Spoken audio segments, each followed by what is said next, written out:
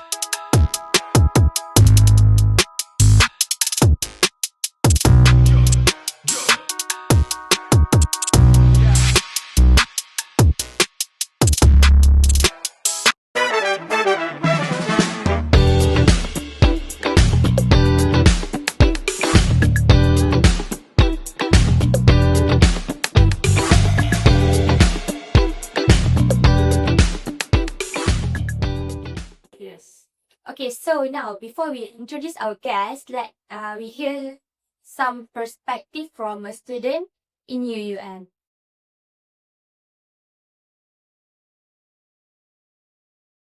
Okay, so today we with Mr. Joshua. Yeah.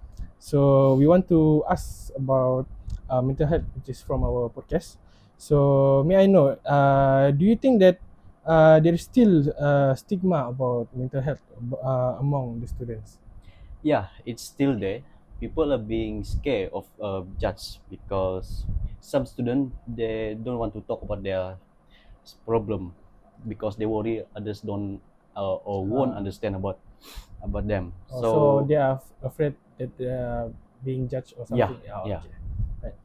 So moving on, we are curious. Why do you some student hide their emotion or stress?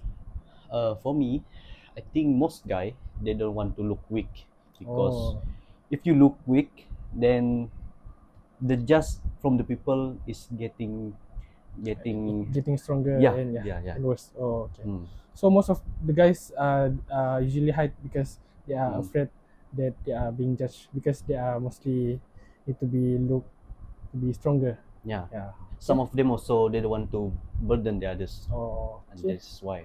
So okay. So how do you take care of your mental health during the exam week, especially? Sometimes I just walk around the campus to clear my mind. And that's the Okay. way I'm going to clear my mind and not to be stressed. Oh, so you like to do some activities to distract yourself Yeah, from stress. that's my way. Oh, Yeah. okay. So, from your perspective, Yeah. what kind of support do you wish UEM provide more of? For me, I think student need a space where the space is like a quiet room Oh, actually. They need a quiet room so so this student they they won't won't distress, so yeah, they yeah, can spend the time. yeah, yeah. Oh, Mm. so you wish UEM provide such a space Yeah, for the space student. like Oh, a quiet room. Yeah. okay, right. So, I wonder, can you describe in one word Mhm. how you would describe your mental health journey um Growing. growing? Yeah, just growing about my Right. mental health. So we are today with Mr. Farhan. So, do you think there is still stigma about mental health among students? Yeah. Uh, yes, I think there is stigma, especially among male students, Mm-hmm. where they are scared uh, to tell about their problem to others. So because people probably expect that men have to be strong or something. Yes. Okay. So why do you think that some student hide their emotion or maybe their stress? I think because they don't want to burden other people about their problem, and other thing other people will take the problem lightly, like it's not important like it's not my problem, so why I must care about it? Oh. So, Mr. Farhan, there is some personal question for you, which is, how do you take care of your mental health during the exam week, especially? During exam week, I will make a preparation for the subject about 3 or 2 days before the real exam, so that I can prepare my mental and I don't overthink or overwhelm with the upcoming exam. Oh. So, is there anything that you do before, like maybe during the exam week, maybe activities or anything? If I feel tired about studying, I will try to do recreation activities like jogging to free up my mind. Oh, okay, interesting. So, what kind of support do you wish that UEM provide more to the student, especially? I think UUM can provide an online platform for students so they can contact with counselor so they can reach support or any advice about the study or their daily problem. Oh, okay. So, in one word, uh, how you would describe your mental health journey? Growing. Wow, that was a really wonderful sharing. I think maybe a lot of students can relate what they said. Actually, Yeah, especially about feeling stressed and not knowing who to talk to. It's really common, even though many of people keep it to themselves. exactly. And now let's dive into deeper with a professional perspective. Cik Izzati, Yes. Najwa, our counselor trainee Yeah. at Pusat Asasi. Welcome, Yes. Okay, thank Cik you. Najwa. Yes, thank you, Tarun and Sarah. Okay, for inviting me. Thank you, Cik Najwa, because you want to join us. First, could you please introduce yourself a bit and what what inspired you to pursue in counseling? Okay, for introduction, as mentioned from our main host, Aaron, so my name is Izzati Najwa. Well, during our podcast session, you all may call me just Wawa only because I prefer it to be more casual than formal. Okay. Alright, so I'm a counselor trainee at Pusat Asasi, and I'm from Bachelor of Counseling with honors, not education one, but the general counseling one. And I'm right now currently I'm in my 7th semester, and I'm doing my practicum session now, and inshallah, next semester I will be doing my internship at outside of the UUM section, because for counselor training or counselor students, for now we need to have we need to take two attempt of internship, which is inside of the UUM and outside of the UUM. So back to the question, what is inspiring me, right? Inspiring me for taking this course. Actually, it's more because I have my own personal issue lah. I have my own personal issue that made me wants to use my trauma and how I overcome my trauma, and I want to use what I used to help myself to help other people also. Wow, that's big. Yes. So where are you planning to do your counseling? I'm sorry. Where are you planning to do Where? your Okay. So as for now, I'm trying to because early mentioned earlier that I'm going to do my internship, officially internship outside of the UM. So I'm planning to do my internship and counseling field at MRSM. Yes, MRSM, because personally for me, I think it is better for me to involve with students. So Wawa, from your perspective, Mm-hmm. how would you define mental health in a way that student today can relate to?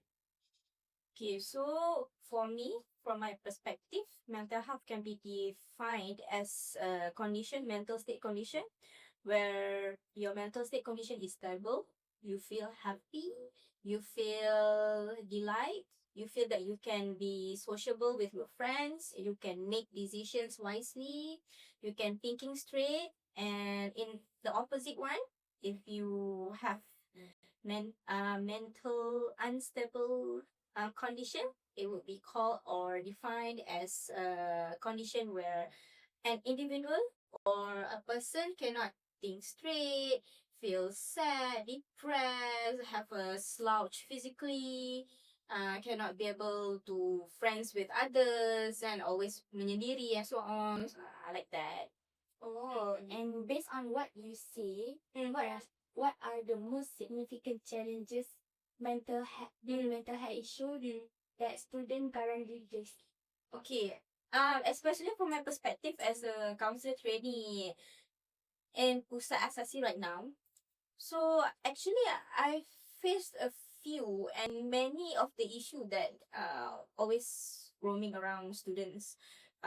Pusat Asasi right now is the past trauma that they brought from high school era into the pre-university era, because I would say that more likely lah, the issue more likely that happen is more towards depression, bullying, and also family issue.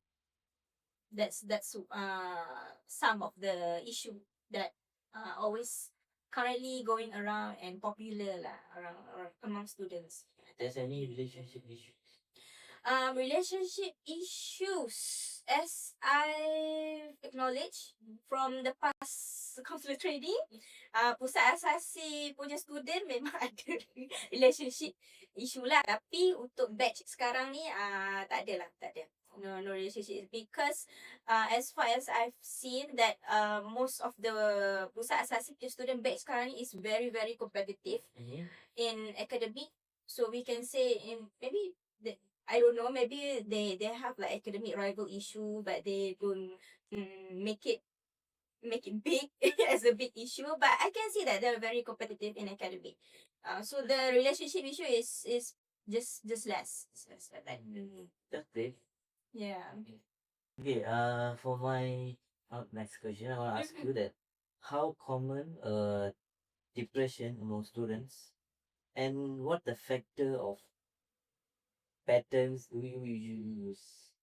Do you notice, sorry? Okay, so actually, when we dive deeper into depression issue, actually, depression is quite common among students. Not Pusat Asasi student only, but in general UM student, because depression can come from a variety of factors, such as I mentioned, past trauma, from the academic rival, right? Academic pressure, peer pressure, and some of them maybe have some individual issue, which means um, they can adapt well with the situation in the university setting.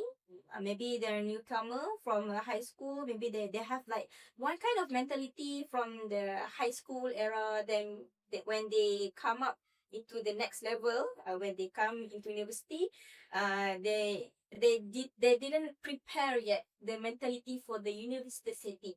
So that can be one of the factor for depression actually, because also from my perspective also, depression cannot be defined simply as, oh okay, if you lonely, if you sit alone, duduk diam-diam, duduk seorang, itu you depression. No, actually from a professional perspective, trainee counselor and also the licensed counselor, students or people, other people can be detected their depression by having or conducting ujian psychology test, which means we will use DAS, depression, anxiety, stress scale 21, to identify their depression, stress depression, stress, and also anxiety scale, like how is it going and such like that, so that we can, oh, okay, the depression level is high like this. So we need to consult the student, conduct a individual counseling session, then we can come up lah with our report. Okay, that says if one particular person or one particular student have this high level of depression, and when we do the individual counseling and the report is high like this, so highly likely we will transfer them to licensed counselor, one, and the second one is clinical psychologist. For your information, we do have clinical psychologists at PKU.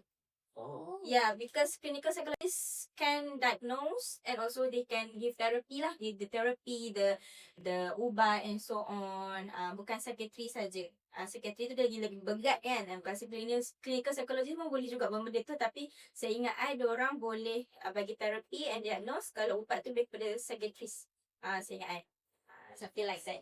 So other than the psychiatrist test, how you will find out there's the one guy is in depression?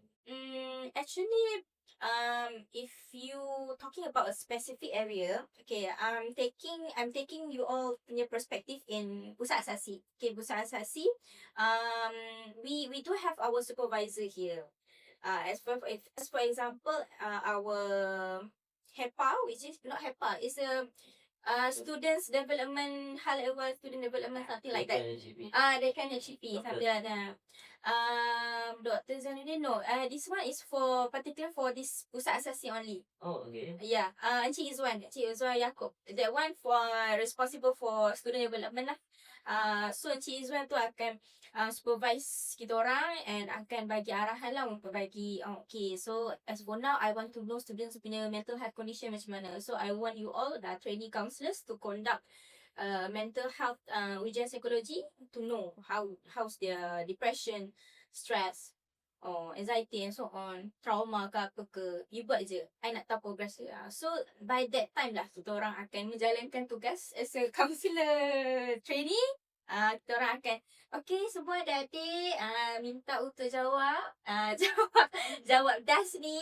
So bila kita orang dah dapat jawapan DAS tu, nanti kita orang akan go through lah mana yang KIV, keep in view, mana yang rasa macam okay tu tak apalah. Yang mana yang in KIV, kita orang akan panggil buat session, kita orang akan slow talk ataupun cakap secara individual. Counseling session. So is there any serious case in the room? Oh yes. Oh. We do have this some serious case which involves suicide. Yes, they do have. When? Okay. Oh, this year and at this moment. Because right now Pusat Asasi is having a study week and also study, what we call that? Study break. Not study break.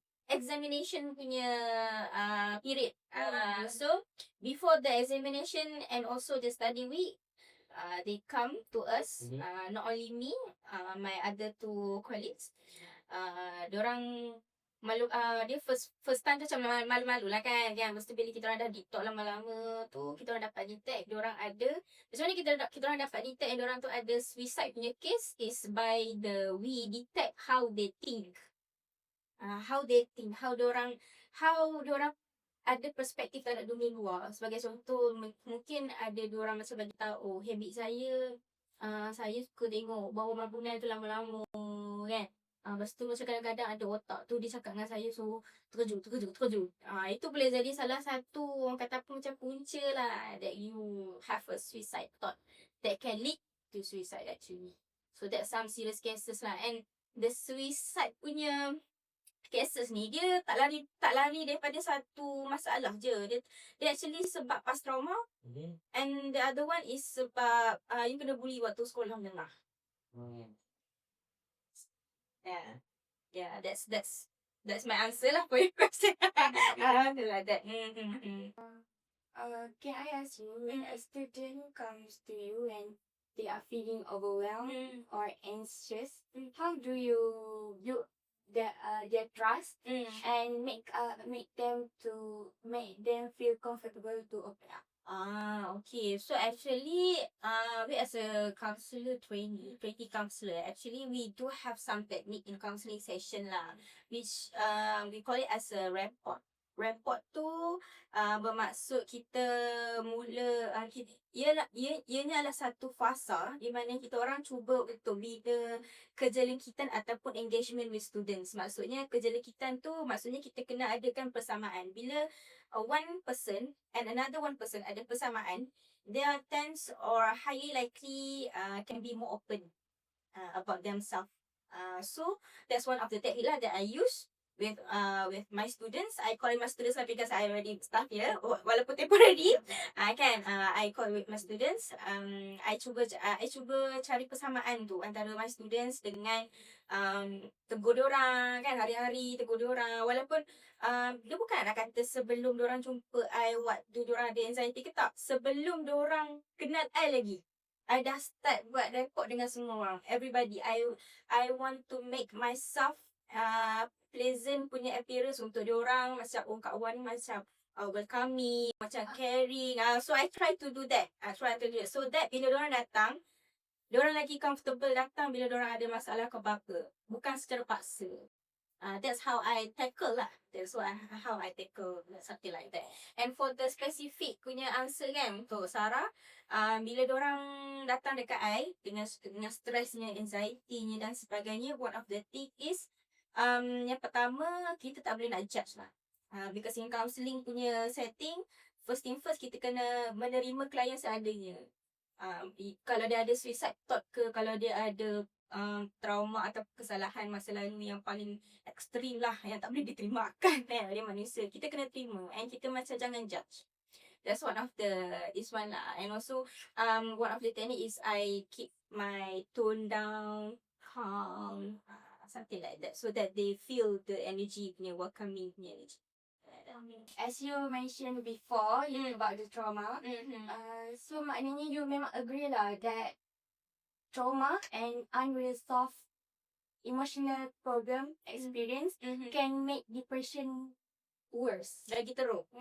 As for me as a counselor yang dah buat banyak kali sesi dengan klien, actually I would say that yes, I agree that some unresolved issue about mental punya experience, even in psychology we do and we stand with our tokoh psikologi lah, which is William Glanzer, tak silap ataupun Sigmund Freud yang memegang kepada we do have some issue which called unfinished business in theory reality, in psychology punya teori.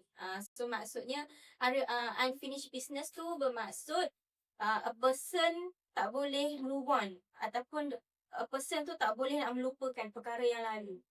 So diorang membawa perkara itu sampailah dia sekarang ni, and menyebabkan dia rasa depressed, dia rasa stress, dia memendam seorang-seorang. So I agree lah that past trauma punya isu yang tak resolve lagi boleh mengeruhkan lagi keadaan depression seseorang tu. So I see. Okay. Next for how does stigma around mental health can affect communication with their friends, families and relatives and all. Okay, as for me lah kan, stigma, actually as I've learned about stigma and also perspective, maksudnya berlainan. Which is stigma maksudnya lain, perspektif maksudnya lain. Perspektif tu more towards internal punya beliefs. Tapi kalau stigma, dia lebih kepada external punya belief ataupun socially and belief macam mana. Stigma tu kalau macam kita boleh tengok, stigma tu macam apa yang orang akan cakap, apa yang orang tu selalu buat. Kalau orang tu, contohlah orang tu, kalau ada sakit hati ke apa, diorang pendam. Tapi tiba-tiba seorang tu sakit hati, tapi diorang talk it out loud. So diorang akan pandang orang macam pelik. Macam why you different from us? So that's one of the, what we call that, situation that called stigma lah. So the stigma among people ataupun students lah actually can come up first thing first about culture diorang sendiri. Culture yang selalu kalau kita tengok sekarang ni kan, Sarah dengan Taryn kan, Gen Z lagi orang kata apa, lagi ekspresif. lagi ekspresif kan, betul tak? Kalau rasa penat, kalau rasa burn out. Diorang ada clear boundaries, tak macam millennial dulu. Betul tak? Kalau millennial dulu, stres ke kau apa ke, kau hadap je lah. Itu kan. Tapi masa Gen Z kita lain. So itulah betapa macam nak tunjuk macam mana stigma tu berlaku dalam kita punya masyarakat sekarang ni. Lagi-lagi dalam bidang counselling ataupun psikologi ni, actually it's not a bad thing lah. Just for advice for the viewers and for both you. Okay. Actually, mental health issue is much more important than physical, because when your mind already hancur, your body also hancur. Betul. Betul tak? So kalau you rasa stres ke apa ke kan, you pergilah gym banyak kali ke, angkat dumbbell itu ini kan. Kalau otak you tak okay, kalau otak you tak stable, you buat apa-apa pun takkan. You study tak jadi, tidur tak jadi, stres. Lepas tu nanti mulalah keluar apa, orang kata apa, shown ataupun visibility dekat tubuh badan you. Contohnya kalau you stres banyak, rambut you boleh gugur. Betul tak? Kulit you makin berjerawat, penat, asma, eye bag, boleh jadi macam tu. So that's one of the ni lah, something like that I can see. So to answer question from Darren that you said how does the stigma affect, and actually it does affect a lot lah. Sebab sekarang pun kalau kita tengok, ada juga student yang datang dekat I, dia cakap, oh saya malu nak pergi bilik counselling, nanti orang tengok saya ni macam gila ke, ada masalah ke apa kan. So if that's how I identify the stigma among people that I deal with. So macam kalau dari perspektif I, kalau lah orang tu bagi tahu dekat I stigma yang dia rasa ataupun stigma orang lain rasa, I akan cakap kat dia, there's a certain thing that you can control and there's a certain thing that you cannot control. So apa yang I akan buat is, first I akan terapkan ataupun applykan teori reality, which means I akan bagi tahu lah kat orang, you sekarang jumpa I untuk pertolongan, kita bukan nak pertolongan siapa-siapa, itu untuk tolong diri kita sendiri. So one of the way that you come to me also is one of the way untuk help diri you. Sebab you yang masalah, bukan diorang. So I will give them reassurances lah, untuk diorang rasa lagi confident and so on, untuk macam comfortable jumpa counsellor. Yeah. Okay, I think I'm an artist. Is it male more into depression or female? Right? Actually, as far as I've read in the internet, this currently the statistics data shown that men mostly have the depression level than women. So as for me, from a side or perspective, a trainee counselor, and also a psychology student or counseling student, you can say, I'd say that many men these days, they always have the coping mechanism of repression. Repression in Sigmund Freud theory and coping mechanism theory, repression ataupun represi ialah salah satu kaedah cara diorang lari daripada masalah.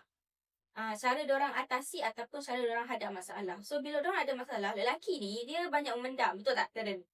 Lelaki dia banyak mendam. Dia banyak pendam, dia susah nak bercerita. Sebab apa? Sebab diorang telah diajar culturally dan telah diajar dari kecil lagi. Oh, lelaki kena jadi kuat. Lelaki kena jadi kuat, lelaki kena jadi lelaki tak boleh tunjuk kita lemah. So belief tu lah yang diorang pegang sampailah sekarang. And also boleh jadi juga sebab ego. Ego lelaki. Bukanlah jadi feminism kan, tapi yes, we stating a fact that men have more ego than women. Kan, betul tak? Ini majority lah kan, majority. So that can be one of the factor that can lead men into depression punya cause lah.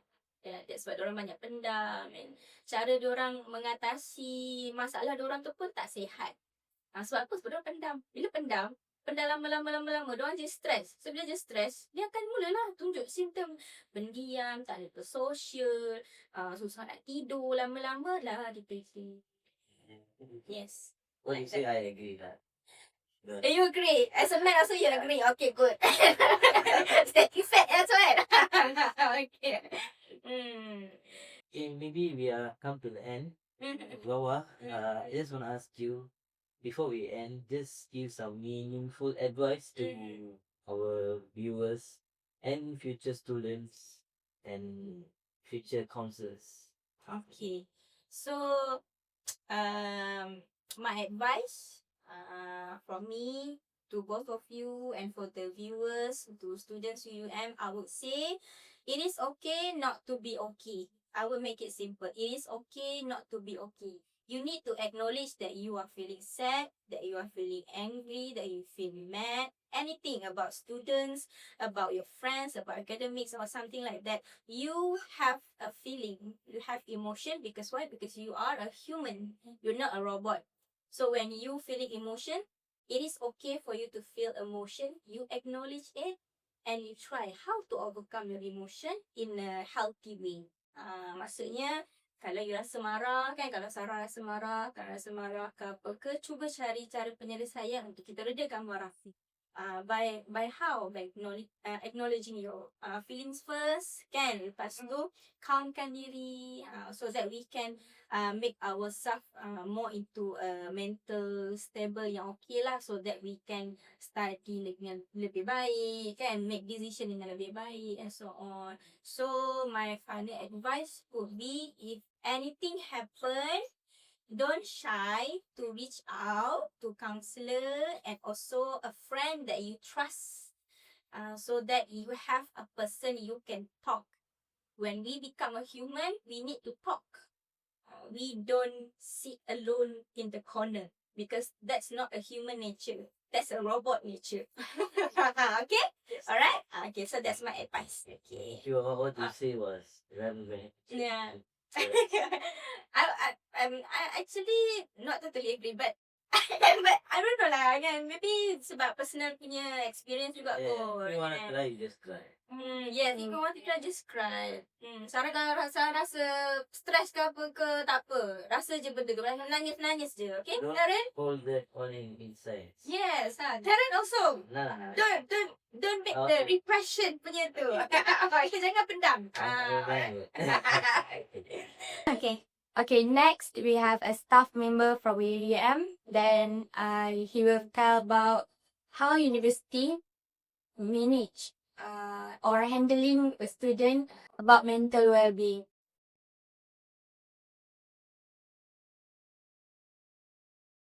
Selamat petang Tuan. Ya, selamat petang. Boleh Tuan memperkenalkan diri? Nama saya Muhammad Syafiq bin Sobri, daripada cawangan siasatan Jabatan Keselamatan UM. Okey Tuan, saya nak tanya beberapa soalan tentang mental health pelajar UUM. Okay, soalan pertama, apakah strategi komunikasi yang Tuan dapat paling berkesan ketika membimbing atau menyokong pelajar yang kelihatan tertekan atau terbeban? Kalau dari pengalaman saya ni, kalau student datang nak cerita masalah apa semua, saya dengar dulu, bagi dia bercakap dulu, bagi dia habis tu. Bila dia rasa dia clear, dia tenang tu, baru kita tanya soalan dia pelan-pelan. Bagi dia rasa ni. Kadang-kadang masalah ni kita nak apa? Kita nak cari tempat orang nak meluah kan. Kita dengar dia. Nanti baru kita masuk tanya apa yang dia nak ni kan. Betul. Okey Tuan, soalan seterusnya. Daripada pemerhatian Tuan sebagai staf UUM, mengapa Tuan fikir sesetengah pelajar masih berasa takut atau malu untuk bercakap tentang kesihatan mental mereka? Kawan lah mungkin lah. Dia takut kawan kata kat dia kan. Kadang dia ada tempat dia nak tuju dah tu, dia nak pergi cakap tu, tapi tak ada apa panggil apa? Support, circle apa? Sokongan dari kawan-kawan tu. Takut orang kata dia buat drama lah apalah kan. Padahal dia stres betul. Dia cuma nak cari tempat yang nak cakap kan. Tu lah. Okey Tuan, soalan terakhir. Adakah para pelajar secara umumnya sedar tentang sumber kesihatan mental yang tersedia di kampus? Jika tidak, apakah yang boleh diperbaiki? Yang boleh diperbaiki ya. Student staff atau student boleh buat poster atau sebagainya untuk apa ni apa? Campaign. That was very insightful, and it was nice to hear how university provides support and resource to our students. Yes, I hope that students will listen and realize that they are not alone and they always can get help from our counselor that we have in Exactly, Sarah. And mental health is very important. And reaching out is a sign of strength. So thank you for everyone who listening to our podcast today. I hope you guys got some insightful advices from our students, also our trainee counselor. You get support and encouraged to open up yourself to them, to what we call to menghadapi to face to face what you've been through, what you're going through. Yes. So Okay. so that's all from us.